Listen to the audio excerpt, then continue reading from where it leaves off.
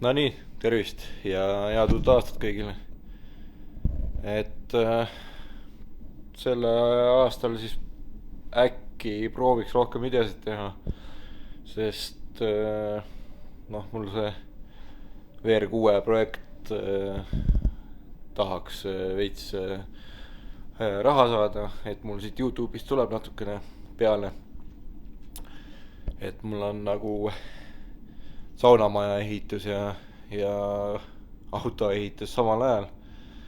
Et siis prooviks natukene siit juurde teenida. Et äkki oli siuke mõte, et teeks iga nädal mingi ülevaate, mis ma nädala jooksul teinud olen. Et kui on huvi, siis ma võin teha siukseid videosid. Ja lisaks siis neid VR6 videosid eraldi. Ja siis oli mõte äkki mingit mürtsi ka teha, mingi e-pood panna üles, särgid, pusad, võtmehoidjad, mingid siuksed vidineid. Et kui oleks nende vastu ka huvi, siis kirjutage alla kommentaaridesse. Ja siis, ma ei tea, alustakski esimese videoga, et mis mul siin käsil on ja mis pooleli nagu. Et mul siin kõigepealt selja taga on üks kolmene V6 TFSI mootor. Näitan lähemalt kohe selle. Siin kattel on siis see mootor. Et siin vanal mootoril põhimõtteliselt sulasid klapid ära. Kolmandas silindris. Ja kolb on sulanud ja silindri seinad on ära rikkunud. Põhimõtteliselt on vaja kaan ära remontida ja mul siin hetkel selle alumise otsa komplekteerimine on pooleli. Et siia läksid siis teine plokk ja uued saaled ja asjad ja kolvirõngad uued ja et selle kolmese mootoriga on see ka, et seal sai siis kõik kolvid ja keepsud tasakaalu võetud. Et ma siin ühes teises klipis räägin lähemalt, mis tööriistu ma olen siia endale juurde ostnud, et neid mootoreid paremini komplekteerida.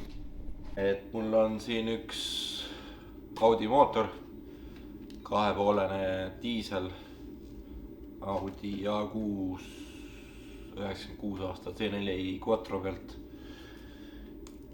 Et tuli ta mulle siia, et karteris on auk sees ja midagi on nagu välja lennanud sealt. Esialgne mõte oli, et keps, aga klient ütles, et auto sõitis veel ja põhimõtteliselt mootor käis ringi ja midagi nagu rohkem selliseid sümptomeid ei olnud, et keps väljas oleks. Sai siis mootor maha võetud ja alumine ots lahti võetud ja siis, et ühesõnaga olid seal 2 vända pakku pooleks, mis väntvõlli hoiab mootori ploki sees. Ja näen sellist asja esimest korda. Ma ei tea, kas keegi on kallal käinud seal, need poldid lahti keeranud, kontrollid vahetanud midagi, vanad poldid pand või siis pole õige jõuga kinni keeratud. Et kindlasti ütled, et siia tuleks liimi panna, ei, siia ei tohi liimi panna. Et mõistlik oleks panna määred poltidele või siis mina panen sellise määrdega kokku ja õige jõuga kinni. Et siis need poldid hoiavad ka.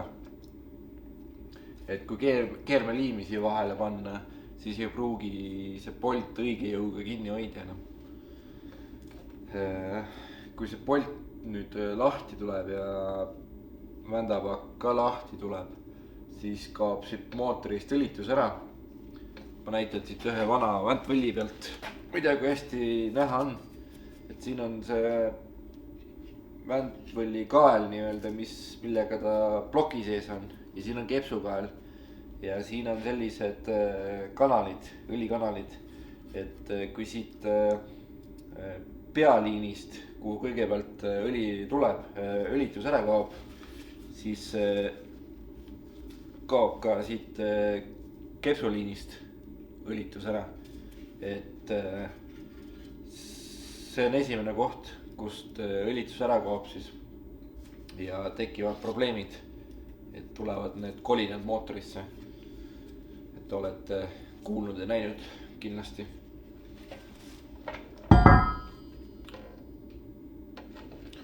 ühesõnaga siin ka õnneks omanik sai õigel ajal jaole. kuulis ka imelikke hääli juba mootorist. Vana saale oli küll kaasa tõmmanud. et see Vantvõlli kael oli jämedam veidikene kui tehase mõõt. et siis ma viisin selle GTR autoteenindusse poleerimisse Vantvõlli. ma olengi siin ostnud mingeid varuosi, millega siis diagnoosida seda mootori seisukorda. et nii lahti võttes kui komplekteerimisel pärast.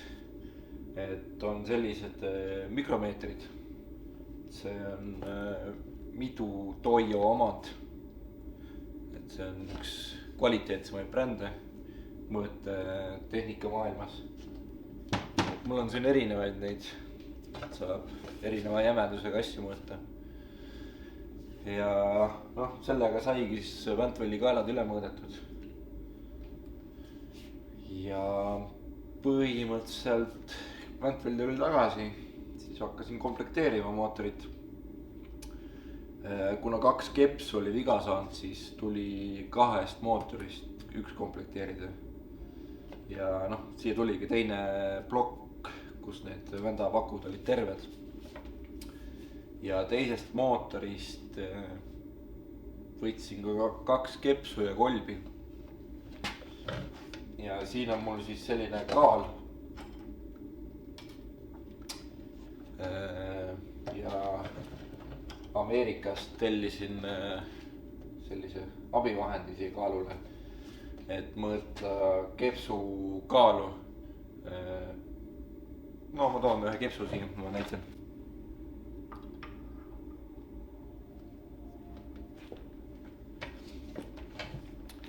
põhimõtteliselt on see abinõu siis selleks, et kepsukaalusid mõõta. kõigepealt siis siit alumisest otsast ja pärast keeran ringi.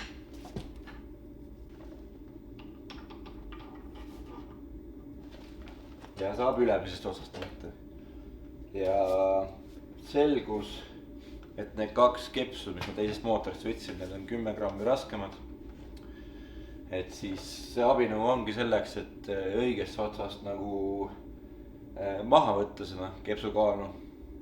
et kas on vaja siit ülevalt otsast võtta või alt otsast. ja siis sai need kepsud ka võrdseks käiatud.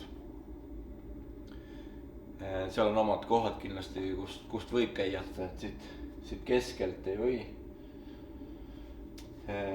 võib siit otsast näiteks ja siit otsast. ja siis sai võetud ka 2 kolbi teisest mootorist. ja selgus, et kolbid on ka 10 grammi raskemad. aga kolvid on alumiiniumsolvast ja nad sealt 10 grammi maha käiata oli suht õudne. põhimõtteliselt ma tellisin siia kõik 5 uut kolbi, mis olid 2,5 grammi erinevusega. et need sai ka võrdseks käiatud siis, et 2,5 grammi oli vähe reaalsem maha käiata kui 10 grammi. nii, ja ühesõnaga ja siis ma olen tellinud ka sellised kolvi paigaldus, need rõngad. mul on siin mõnele erinevale mootorile.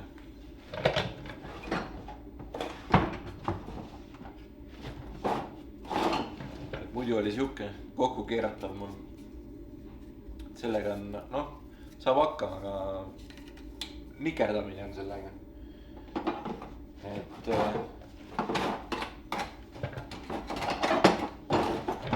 sellise rõngaga on hea lihtne panna kolbi silindrisse, et see ots on veidike koonuses juba ja siis ta lükkab need rõngad ise paika juba.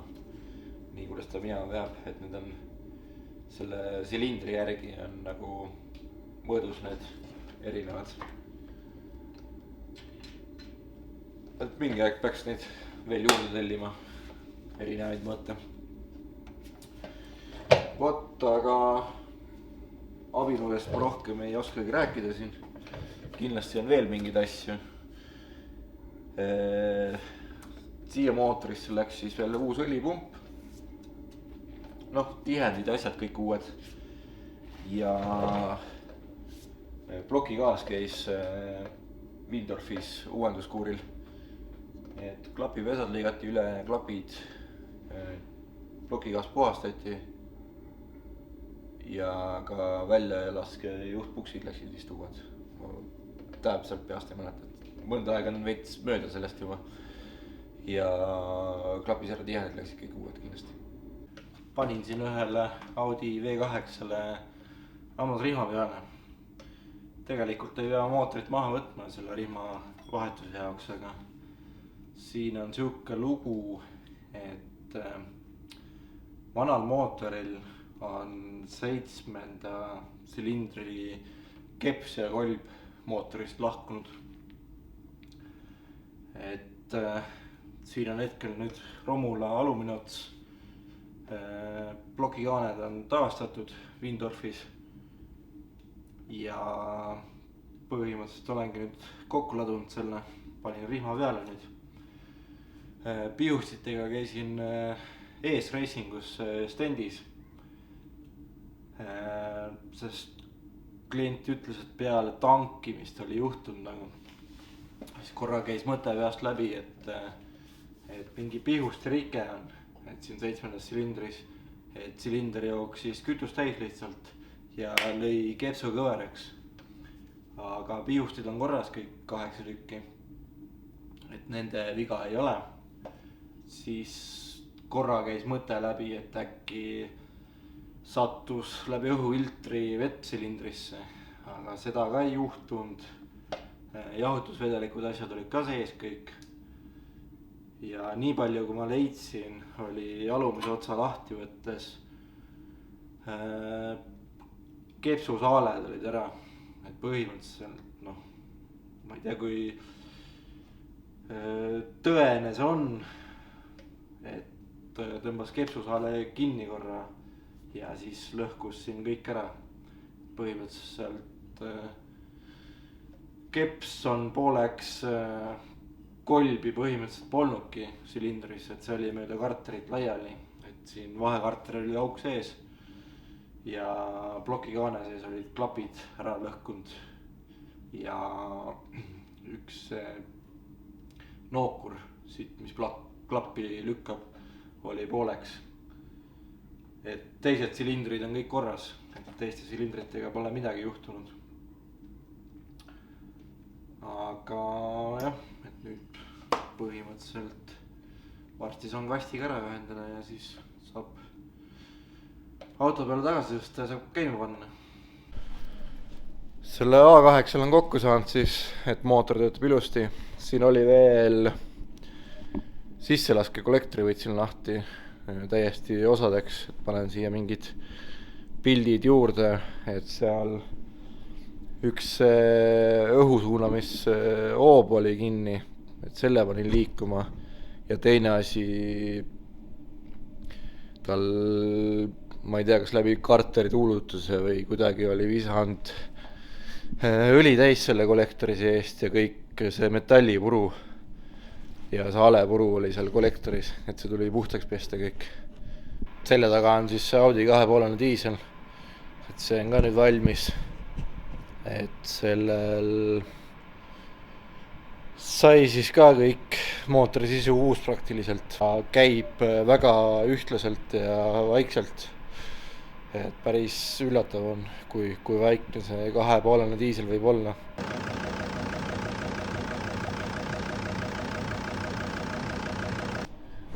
Ja siin on üks poolik töö nüüd, ma olen siin ühe auto all, siin on vaja terve tagasild alt ära võtta, puksid, asjad välja pressida õõtsadel ja sillatalal ja siis see läheb liivapritsi ja pulbervärvi, mis on need detailid ja siis lähevad kõik uued puksid siia.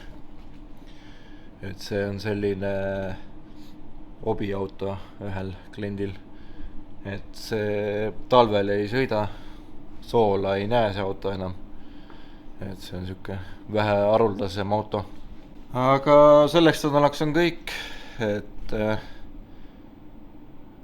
viska like ja subscribe ja mine vaata mu Instagrami kontot ka, et näeme siis järgmises videos.